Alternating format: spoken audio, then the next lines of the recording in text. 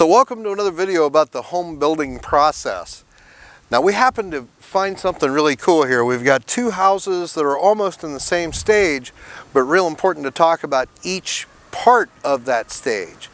So right now we're looking at a hole in the ground, okay, sure, but they've laid up these frames that are going to become what's called a footer.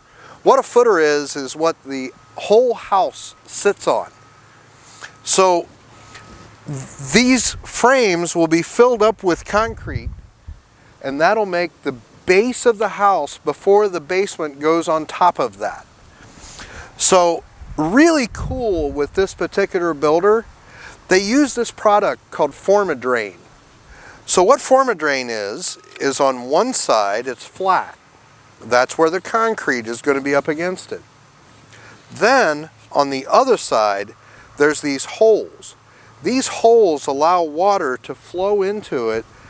It goes through the cavity and then it flows out into the sump pump so that the water can be pumped away from the foundation of the house. You'll hear from me a lot of times that water is one of the most damaging forces when you're talking about a house. So this type of a system gives you double protection against water infiltrating into your house. So let's talk about that a little bit. So these footers are where the lowermost portion of the house is in the ground. So the water comes into the product we talked about. It then can travel through these connections so that it goes down to the sump pump and it gets pumped out from around the house.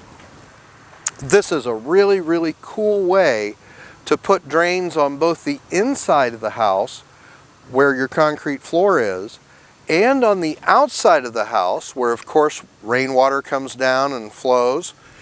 Really, really cool way to address that. So this is a product before the concrete is in it. Now luckily, just across the street, there's one where they just poured the concrete, and we'll go over and take a look over there. So we're across the street now where they've actually poured the concrete into those footer forms we just saw across the way. So you'll notice that they're obviously nice and flat. That's where block or a poured foundation wall are going to go. And you can see how those forms lay up the footer with the concrete.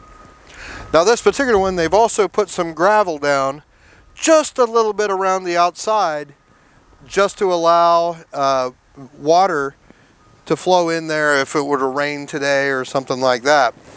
They've also put the gravel where the basement floor is going to be. So you can see the rods sticking up out of the concrete.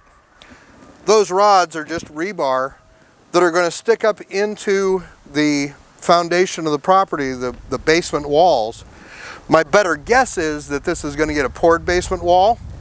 So they're going to lay up the forms, they're going to pour concrete into it and create a solid concrete wall for the basement.